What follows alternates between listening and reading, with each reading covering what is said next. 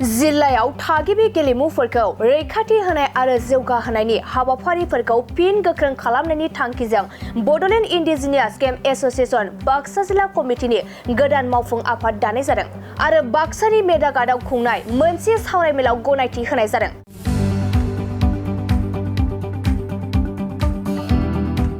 BIGA नि मिरु आफादा रनजित रामसियारिखौ आफादगिरि आरो बिरसन बर'खौ नेहाथारि महरै सायख'नानै दाजानाय गोदान मावफुं आफादखौ गनायथि होदों आरो बे गोदान आफादाव सा 18 मावफुं सोद्रोमाफोरजों लोगोसे सा 30 पर्टफलिय'फोर दंमोन।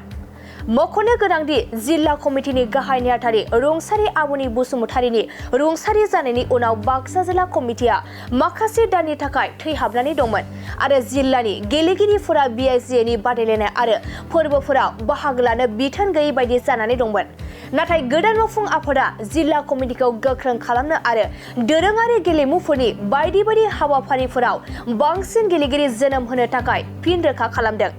BIGA नि थान्दैफोरा बुंदोंमोन दि बे गौथुमखौ 2007 मायथाइयाव बर'फोरनि गासैबो गेलेमुफोरखौ संरैखाथि होनाय, जौगाहोनाय आरो रैखाथि होनाय, लिरनाय नेम बानायनाय, जौगाहोनायनि थाखाय माखासे हाबाफारिफोरखौ मानगोनां खालामनाय आरो गोदान जोलैफोरनि गेजेराव गोमालांनाय गासैबो दोरोङारि गेलेमुफोरखौ फोथांफिननो आरो संरैखा खालामनो थाखाय फोसावनाय लाबोनायनि थांखिजों दानाय जादोंमोन। बेनि अनगायैबो खमलायनायखौ 2014 मायथाइनिफ्राय IGMA गेलेमुफोरनि सिङाव बोजबना लानाय जादों। बे मेलाव गाहाय नेहाथारि गुणशंकर वारि, लेङाइ गाहाय नेहाथारि ए कुमार बसुमतारी, चिफ टेक्निकेल कच M नार्जारी, लोगोसे बाक्सानि DSO नि गागि हेफाजाबगिरि आरो मेगाकट आनसलिक कमिटि आरो एबसुनि दैदेनगिरि बिथांमोना बाहागो लायो।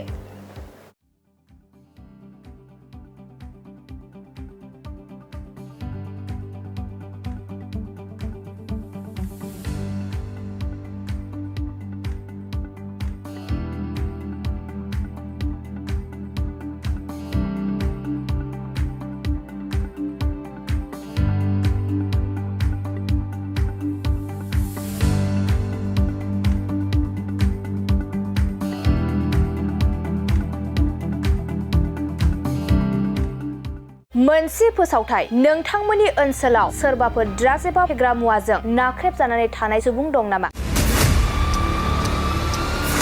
जुदि नोंथांमोननि ओनसोलाव सोरबाफोर ड्राग्स एबा फेग्रा मुवाजों नाख्रेबजानानै थानाय सुबुं दं, अब्ला नोंथांमोननि थाखाय मोनसे मोजां खौरां। ड्राग्स एबा फेग्रा मुवाजों नाख्रेबजानानै थानाय सुबुंफोरखौ फाहामथाय होनो थाखाय नोंथांमोननि गेजेराव लानानै फैदों मोनसे रिहाबिलिटेसन सेन्टार। जुदि नोंथांनि नखराव आरो नोंथांनि ओनसोलाव सोरबाफोर ड्राग्स एबा फेग्रा मुवाजों नाख्रेबजानानै दं, अब्ला नोंथाङा रिहाबिलिटेसन सेन्टाराव फाहामथाय होफैनो हागोन।